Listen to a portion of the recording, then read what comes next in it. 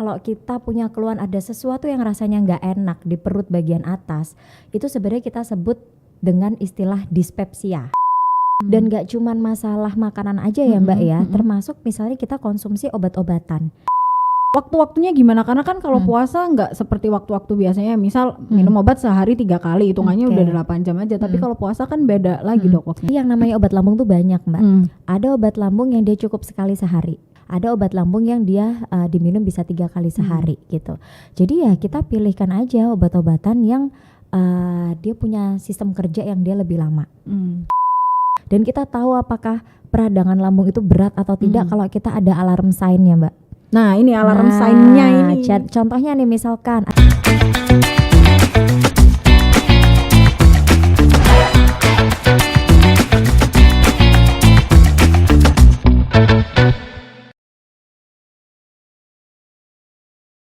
Halo, selamat datang kembali di podcast Harian Surya dan Tribun Jatim Network. Cakap sana, cakap sini. Nah, kembali lagi bersama saya Akira Tandika yang hari ini akan menemani Tribuners untuk berbincang-bincang, ngobrol santai tapi nggak bercandaan karena spesial episode hari ini kita akan membahas mengenai isu kesehatan. Nah, kalau ngomongin soal isu tertentu ini pastinya Akira nggak sendirian karena di sini sudah hadir bersama Akira ada Dr.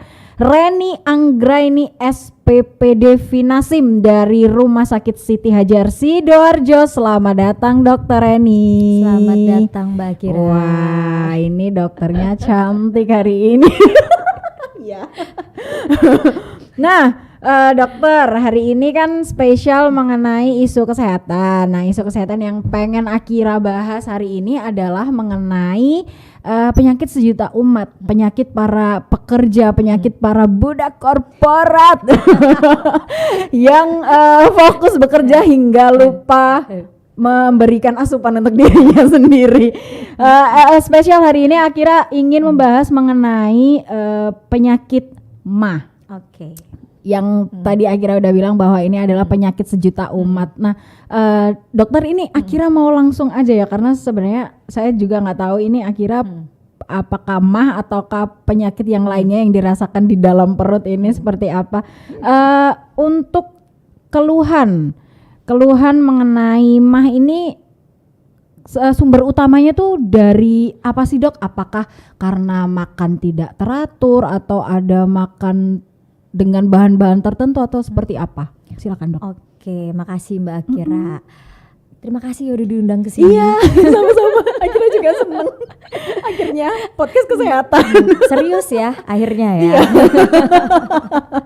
Jadi gini, sebenarnya banyak orang yang menyalahkaprahkan bahwa setiap ada keluhan yang nggak enak di daerah lambung itu disebut MAH. Oke. Gitu ya. Padahal sebenarnya kita untuk mendiagnosis apakah itu suatu penyakit yang kita sebut MAH atau bukan, itu harus melalui prosedur khusus. Gitu.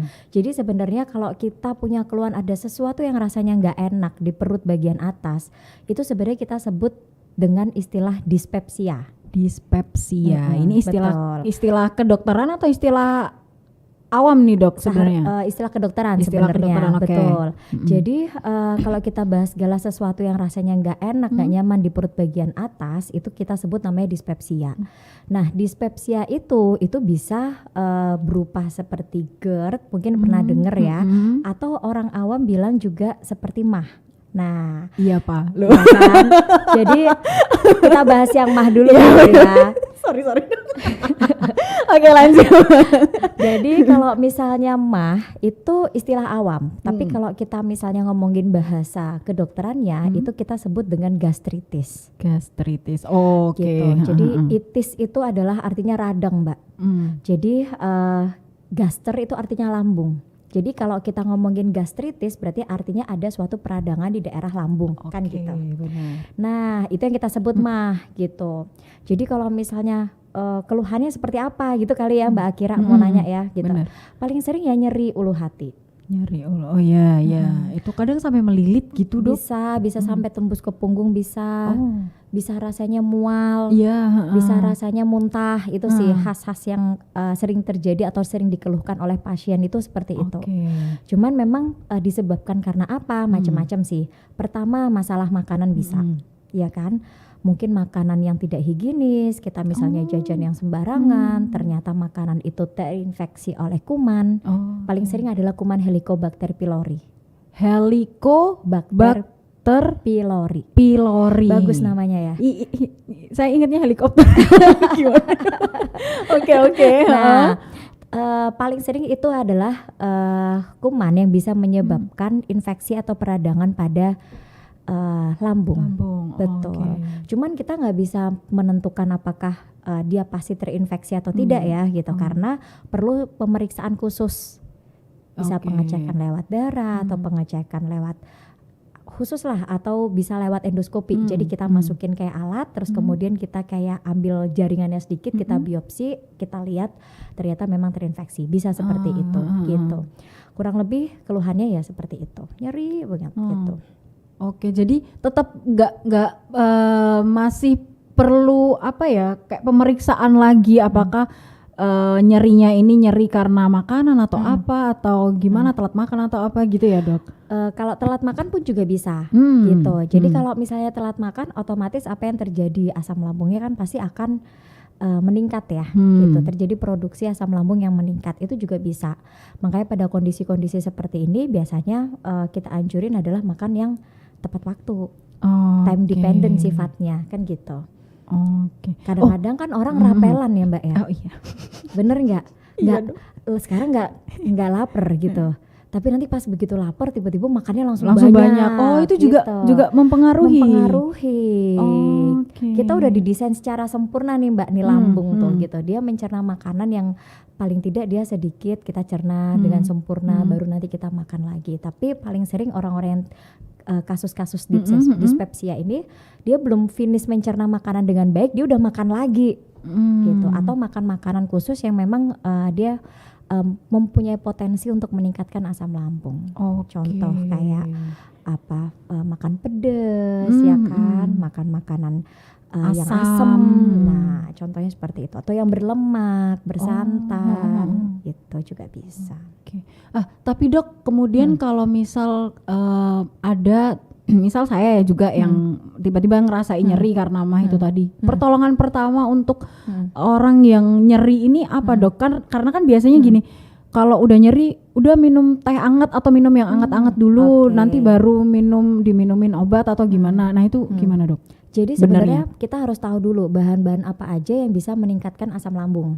Nah, seperti makanan yang udah saya ceritain tadi, termasuk minum-minuman seperti teh, kopi, rokok, atau mungkin suka wine misalkan. Nah, itu kan makanan-makanan yang bisa meningkatkan asam lambung. Nah, atau minuman ya. Jadi ya sebenarnya kalau misalnya orang itu lagi kumat, misalkan ya mahnya atau nyeri ulu hati, malah jangan dikasih teh hangat. Bener nggak? Karena bagaimanapun juga teh kan dia masih mengandung kafein ya. Sama gitu, kayak kopi. Meskipun sedikit gitu. Jadi minum air boleh karena air kan netral aja gitu. Terus kemudian ya memang kita bisa dengan obat-obatan sih gitu ya. Obat-obatan contohnya misalnya obat-obatan yang bisa menetralisir asam lambung. Obat-obatan lambung tuh banyak banget Mbak gitu. Cuman memang yang paling sering di pasaran, yang kita sering temui di iklan atau supermarket dan sebagainya itu kan rata-rata yang sifatnya dia hanya menetralisir asam lambung. Itu bisa jadi pertolongan gitu. Pertama ya untuk orang yang tiba-tiba asam lambungnya naik. Betul. Gitu. Nah ini kan sebenarnya tanda-tanda asam lambung naik itu kan banyak sebenarnya Dok. Kadang saya juga ngerasa tiba-tiba perutnya kembung, terus agak keras atau gimana. Nah, untuk membedakan apakah ini ini cuman perut begah atau apa gitu, itu ada nggak sih Dok? Jadi gini ya, begah, perut rasa nggak nyaman, itu kan sebenarnya suatu gejala atau sindrom lah, kumpulan gejala. Jadi mau dia itu GERD misalkan, keluhannya hampir bisa sama Mbak gitu. Jadi bisa sama aja seperti kembung, bisa aja rasanya perutnya rasanya nggak nyaman, atau rasanya kayaknya sebah gitu. Sebah kan rasa nggak nyaman ya di perut ya gitu. Atau bisa nyeri, itu adalah gejala-gejala yang bisa juga terjadi pada kasus MAH atau pada kasus yang GERD juga gitu. Jadi nggak bisa dipastikan bahwa oh kamu ini, kamu itu gitu.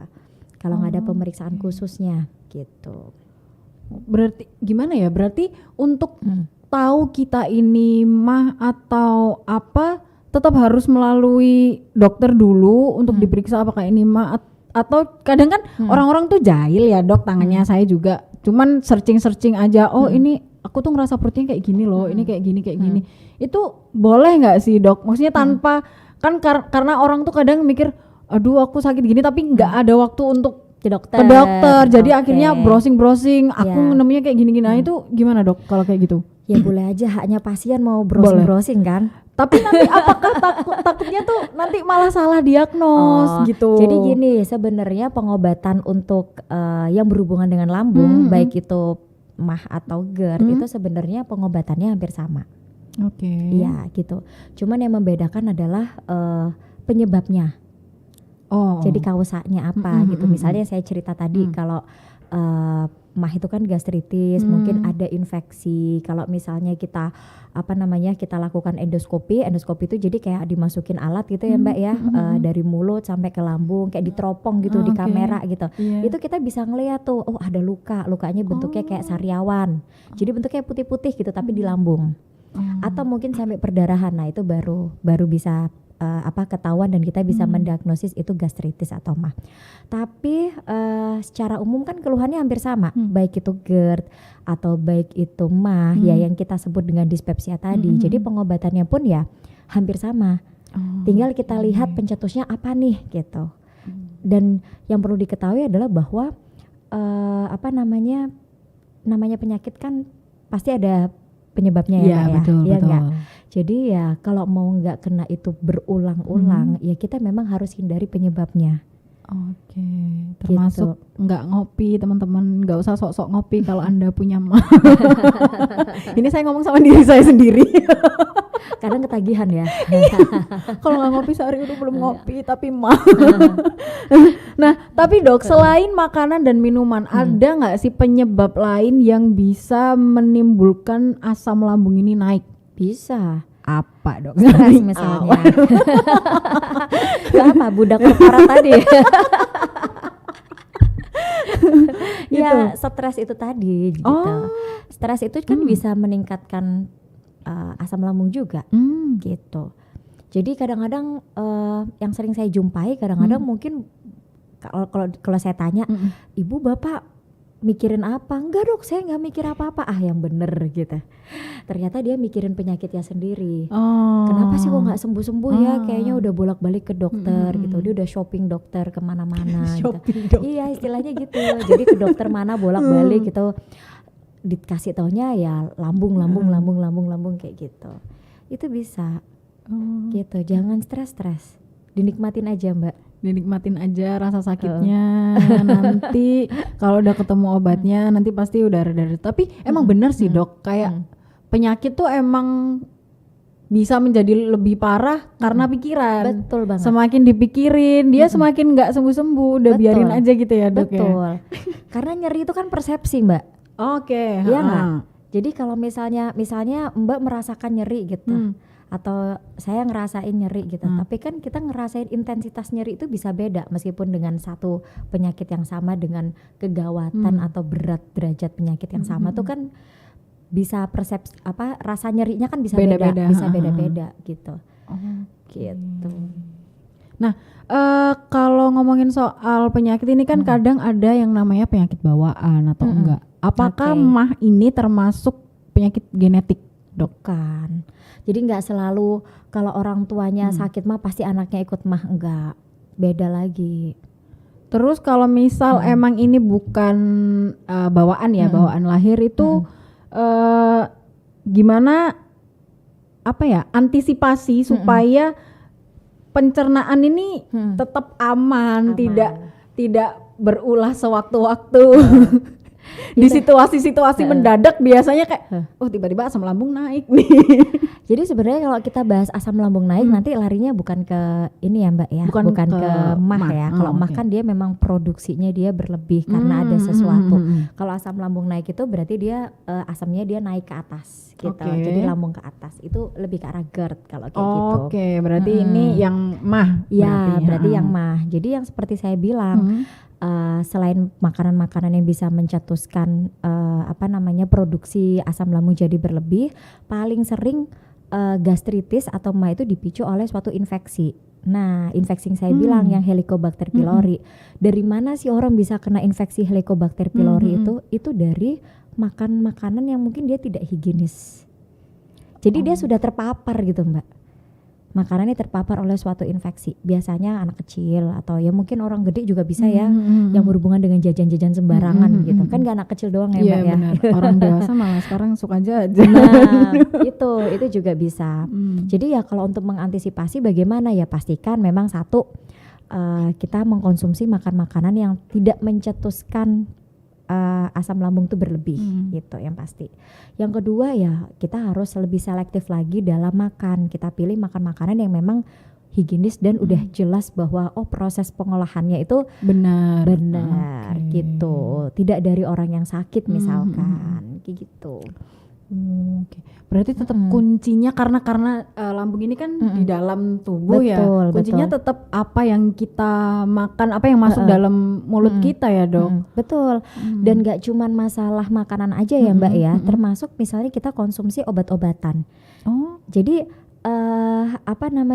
ada obat-obatan tertentu yang dia memang bisa mencetuskan luka di lambung. Contohnya anti nyeri.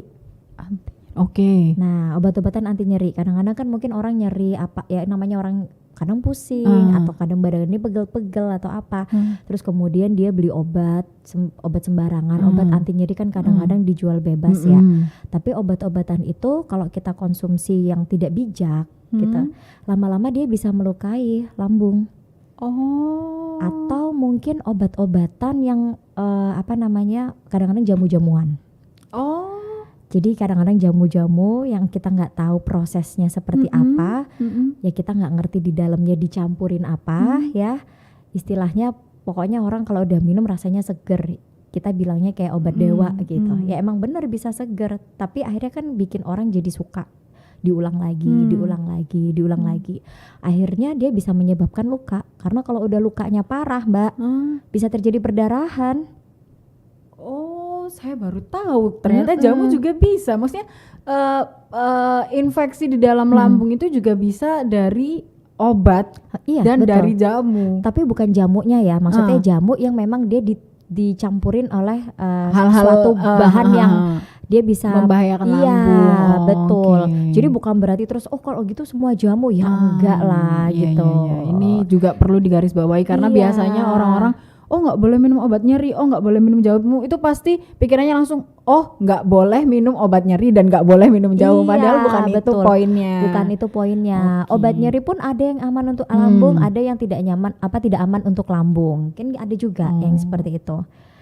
Gitu. Dan itulah fungsinya dokter nanti teman-teman, maksudnya karena kalau tadi dokter bilang obat nyeri itu banyak dijual. Terus orang-orang karena itu udah banyak dijual akhirnya beli sembarangan. Padahal kan untuk mendapatkan obat itu perlu resep dokter, karena dokter akan ngecek kondisi kita itu kayak gimana baru diresepin obat yang sesuai sama kondisi kita saat itu. Betul. Gitu teman-teman. Kalau memang udah ada riwayat atau gastritis ya atau dia GERD dan sebagainya, pasti kita akan lebih memilihkan obat anti nyeri yang relatif lebih aman. Bener nggak? Benar banget Dok. Gitu. Oke.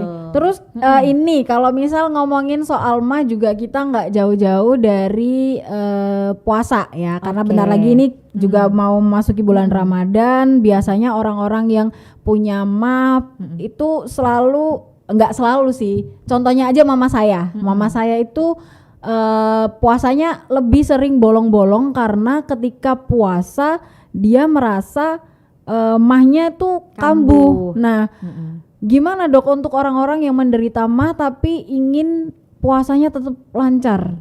Jadi ini mungkin jadi salah kaprah juga ya Mbak ya. Iya betul. Jadi sebenarnya terkadang kita harus tahu bahwa sebenarnya penyebab terjadinya suatu keluhan asam lambung ya, entah itu MAH, entah itu GERD, itu dipengaruhi oleh faktor makanan. Oke. Jadi sebenarnya kalau dari studi penelitian, kalau kita baca-baca, itu sebenarnya puasa itu sebenarnya aman loh. Buat Kan? orang lama. Mama sih nggak percaya. Kok mamanya yang disalahin?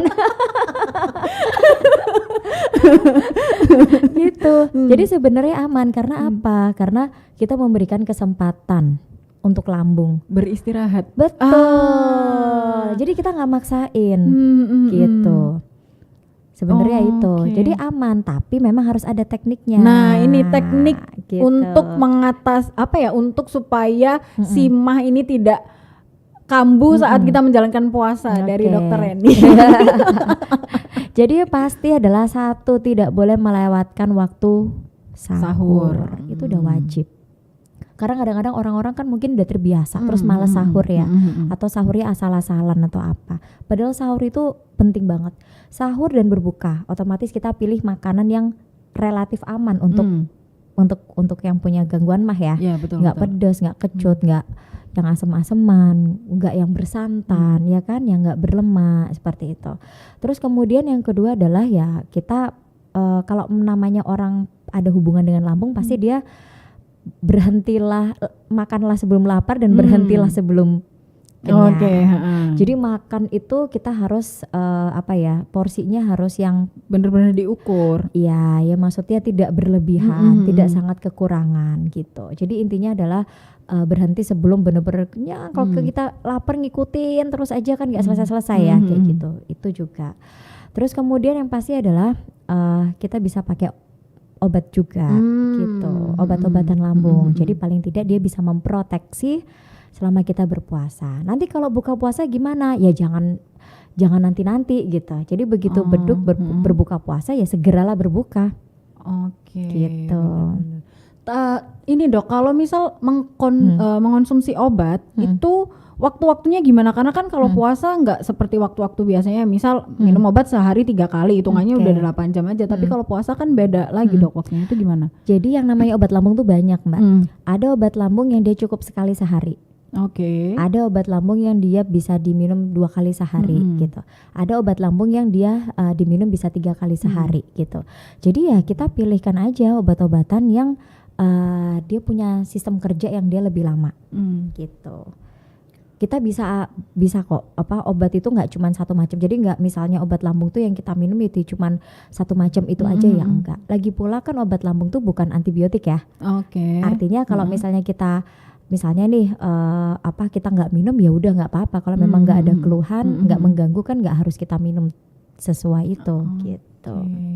Berarti kalau saya rangkum nih, saya rangkum tips dari Dokter Reni ini untuk teman-teman yang ada MAH tapi pengen lancar menjalankan ibadah puasa. Tipsnya itu cuma 3, sahur dan berbuka itu tetap harus tetap dijalankan, kemudian berhenti makan sebelum kenyang, dan kalau misal memang istilahnya kalau tingkat MAH-nya itu udah agak kredit mungkin bisa mengonsumsi obat di waktu-waktu sahur dan berbuka itu tadi. Bisa. Oke, baik.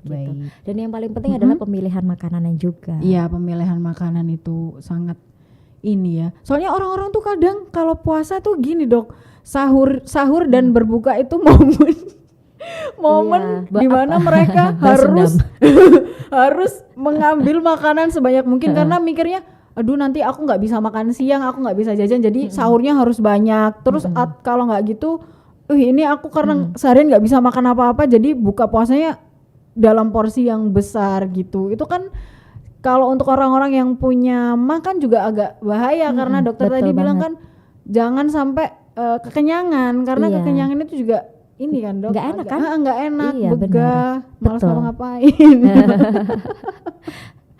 Oke. Terus kalau misal sudah pasien itu sudah divonis sakit MAH, apa yang harus dilakukan untuk perawatan?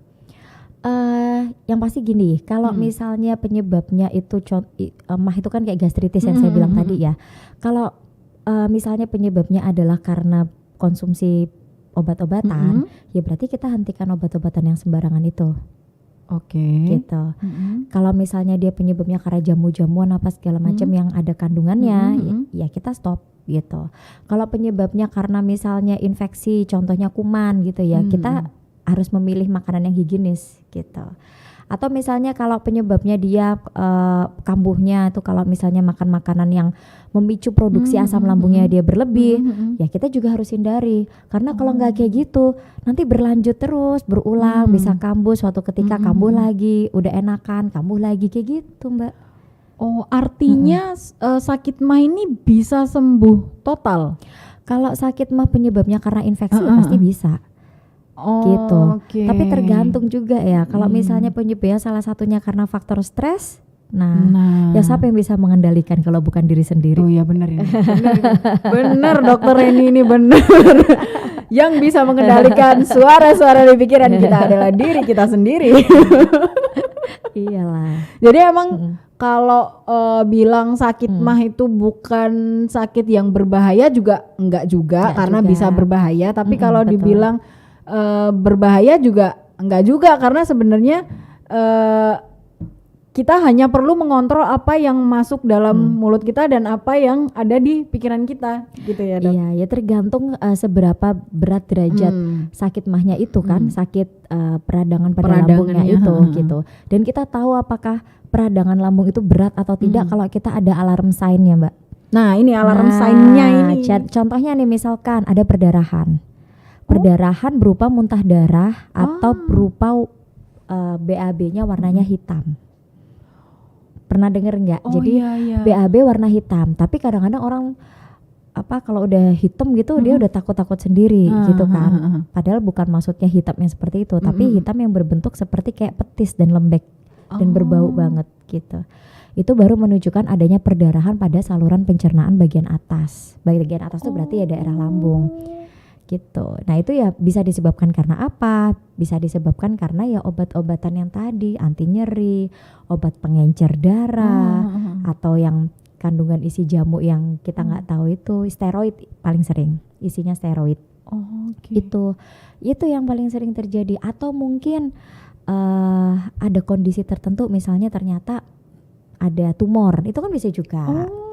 Tapi itu kalau maksudnya tumor lambung kan, itu kan juga memberikan gejala juga hampir sama, mual, muntah, nyeri perut, nyeri ulu hati gitu kan, perdarahan gitu. Tapi atau juga disertai dengan penurunan berat badan yang signifikan, yang tidak bisa dijelaskan atau penurunan nafsu makan yang besar-besaran gitu. Itu alarm sign. Dan kalau udah ketemu alarm sign, ya bukan berarti terus kita hanya bilang oh itu mah aja, tapi kita perlu pemeriksaan lanjutan. Berarti sorry dok saya potong. Soal alarm sign yang BAB menggelap itu tadi itu berarti penyebabnya nggak hanya mah aja. Iya, karena kalau kita konsumsi vitamin penambah darah Mbak yang mengandung zat besi, BAB-nya juga warnanya hitam. Jadi untuk mengetahui apakah dia perdarahan atau bukan, ya kan kita harus ada pemeriksaan lanjutan. Gitu. Berarti nggak bisa disimpulkan bahwa BAB hitam itu tadi adalah salah satu tanda bahwa kita mah gitu ya. Mungkin ada beberapa penyebab lain, tapi untuk tahu lebih pastinya kan tetap harus menjalani pemeriksaan. Iya. Saya agak panik nih. Saya udah mulai panik nih. Karena kan BAB hitam kan tergantung, kalau konsistensinya dia kayak petis itu yang benar-benar kayak perdarahan. Gitu. Dan kalau perdarahan Mbak, ya pasti kalau kita cekkan, dia jadi jauh ya kita ceritanya ya. Jadi kalau perdarahan pasti kalau kita cek laborat pasti kan dia jadi anemia Mbak. HB-nya turun karena berdarah keluar terus. Jadi kalau misalnya kok BAB saya hitam dok gitu, hitamnya kayak petis nggak gitu? Enggak dok, keras gitu. Ya berarti kan belum tentu. Gitu. Tapi ada ini nggak sih dok? Saya jadi bahas BAB-nya. Tapi cuman iya kok jadi melenceng ya. Ada misal harus beberapa hari gitu atau cuman sehari aja udah harus langsung pemeriksaan atau gimana? Kalau ketemu alarm sign yang saya ceritain tadi segera. Karena udah Itu udah termasuk urgent banget atau? Urgent. Oke. Baik. Ini juga ada satu pertanyaan yang menurut saya sangat penting. Di beberapa kasus kematian yang disebut karena sakit lambung atau pencernaan, kalau misal sampai sebegitu mengkhawatirkan, efek sakit pencernaan ini sebenarnya kemana aja, Dok? Kemana aja? Jadi gini, mungkin pernah dengar istilah kadang-kadang kalau kita tanya orangnya nggak ada meninggal, kenapa? Sakit apa? Sakit lambung gitu ya? Mesti kadang-kadang orang bilang gitu ya. Jadi apakah sakit lambung bisa menyebabkan kematian atau tidak? Ya tergantung sakit lambungnya apa, Mbak. Kalau lambungnya hanya berupa cuman asam lambungnya naik-naik yang biasa-biasa aja ya, bukan itu yang nyebabin orang meninggal gitu kan.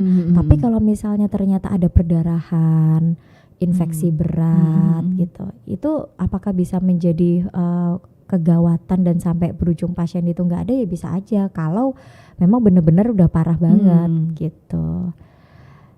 Jadi bukan yang bukan yang biasa-biasa gitu. Emang yang udah parah banget dan tidak gitu. Mendapatkan penanganan. Betul, karena kalau ditangani ya harusnya bisa dikendalikan lah bisa gitu. Dikendalikan. Oke.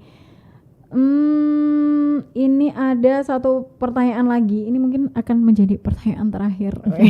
Karena teman-teman nggak ada yang nanya lagi sih. Aku terus yang nanya. Kalau di tempat Dokter Reni nih di Rumah Sakit Siti Hadjar itu apakah prosedur pemeriksaannya seperti untuk orang yang MAH ini seperti apa jika orang ingin mengetahui kondisinya? Pemeriksaan apa aja yang akan dilakukan Dokter Reni? Jadi penyakit apapun ya kalau ada orang datang pasti kita nggak ujuk-ujuk langsung lakuin pemeriksaan apa. Betul, pasti kita harus satu tanyain dulu. Nanyain pasien atau kita sebut istilah anamnesa ya, kita bisa dari situ bisa kita mengerucut arahnya kemana, karena anamnesa yang baik dan pasien yang jujur menjawab itu juga penting tuh, kunci untuk dokter bisa tahu penyakitnya apa tuh pasien harus jujur. Iya betul, itu bisa menggiring kita untuk menentukan ya kurang lebih 90% diagnosis tuh ke arah mana gitu, dari cuman tanya-tanya doang gitu. Dari anamnesa kita tanya riwayat penyakit dahulu, kebiasaannya apa gitu, atau mungkin riwayat keluarganya, makanannya gimana, itu kita bisa tahu kurang lebih 90% menuju diagnosis apa kira-kira kayak gitu. Lalu kita lakukan pemeriksaan fisik. Nah, pemeriksaan fisik itu kan nggak cuma yang pakai stetoskop doang ya Mbak ya, tapi kita juga bisa melakukan pemeriksaan yang menggunakan teknik tangan. Jadi maksudnya dipencet-pencet, dipegang-pegang gitu maksudnya. Ya, dari situ kalau memang misalkan sakit MAH gitu ya, kita kalau tekan nyeri ulu hatinya rata-rata langsung nyeri Mbak dia. Gitu. Kita tekan ulu hati persis itu nyeri dia.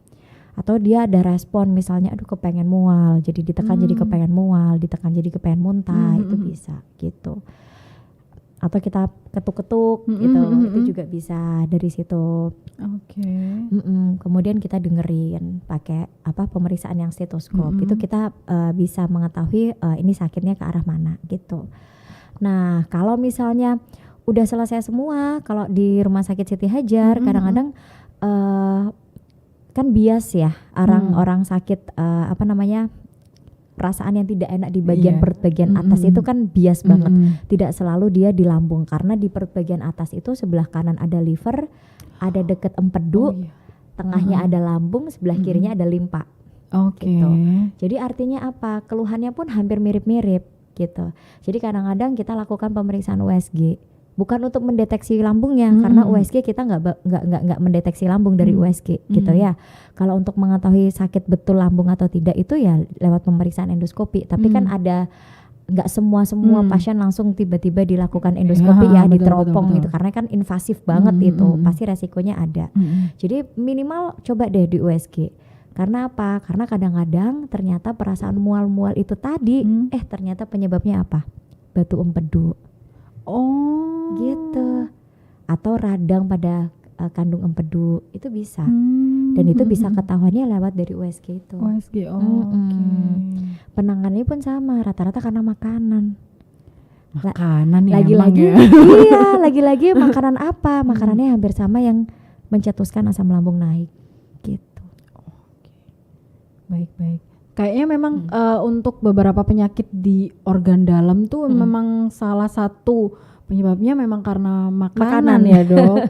Jadi memang kita harus sadar betul apa yang kita makan. Kalau emang itu udah enggak, maksudnya emang enggak menyehatkan ya lebih baik ditinggalkan aja. Atau kalau misal kepengen ya cuman sekali 2 kali gitu nggak masalah. Tapi kalau untuk konsumsi tiap hari, saya alhamdulillah sekarang jadi orang yang sadar. karena kalau misal ini juga saya nggak pernah periksa sih. Jadi kayak misal sebulan tuh makan bebek goreng ya ketawa. Tapi emang enak ya kan? Iya, memang enak. Bebek goreng kayak sebulan bisa 3 kali gitu dalam minggu-minggu tertentu. Itu udah langsung lemes. Oh gitu. Saya beneran nggak berani meriksa itu apa atau apa. Tapi yang bisa saya lakukan adalah saya berhenti untuk tidak makan bebek. Kalau misal kepingin tuh sebulan sekali, minimal sebulan sekali itu udah saya udah nggak pernah ngerasa kayak gitu-gitu lagi. Jadi ada alarmnya ya. Jadi ada alarmnya. Jadi itu yang saya ini misal kayak manis-manis juga udah ya saya jadi curang. Manis-manis tuh saya juga udah mulai ngurangin karena kalau misal dalam 1 hari saya kebanyakan minum atau makan manis itu lidah saya ngerasa kayak pecah-pecah atau kayak mau sariawan gitu sih dok. Jadi kalau udah kayak gitu saya udah nggak mau makan atau minum manis sampai besoknya gitu. Terus setelah besoknya baru kayak makan mungkin segelas doang atau makan misal cake ya 1 slice doang kayak gitu sih. Padahal lumayan loh 1 slice cake. Iya sih banyak banget ya. Gak apa-apa lah ya sekali-sekali lah ya. Sekali-sekali nggak gitu. tiap hari. Gak tiap hari gitu. Nah ini kita bahas sampai ngomongin sampai cake ya. Slice cake. Tapi karena tadi sudah termasuk pertanyaan terakhir, saya akhirnya mau ngucapin terima kasih buat Dokter Reni karena bener-bener yang disampaikan Dokter Reni itu informasi sangat bermanfaat buat teman-teman budak korporat termasuk saya. Ya budak korporat jangan gitu. Buat teman-teman bekerja dan termasuk saya karena itu merupakan penyakit paling umum yang dirasakan oleh teman-teman ketika mereka sudah memasuki dunia kerja. Karena memang sebelumnya saya nggak pernah ngerasain yang namanya penyakit mah itu, tapi ketika kerja kan mungkin karena stres juga. Betul. Jadi kepikiran ini dan itu, makanya sembarangan terjadilah si mah itu di dalam diri saya. Tapi karena apa yang sudah disampaikan oleh Dr. Reni, semoga bermanfaat buat teman-teman semua, teman-teman Tribuners dan juga Akira. Akira mau mengucapkan terima kasih untuk Dr. Reni, terima kasih juga untuk Tribuners dan teman-teman yang lain sudah menyaksikan podcast ini. Sampai jumpa di episode berikutnya. Cakep sana, cakep sini pamit. Dah.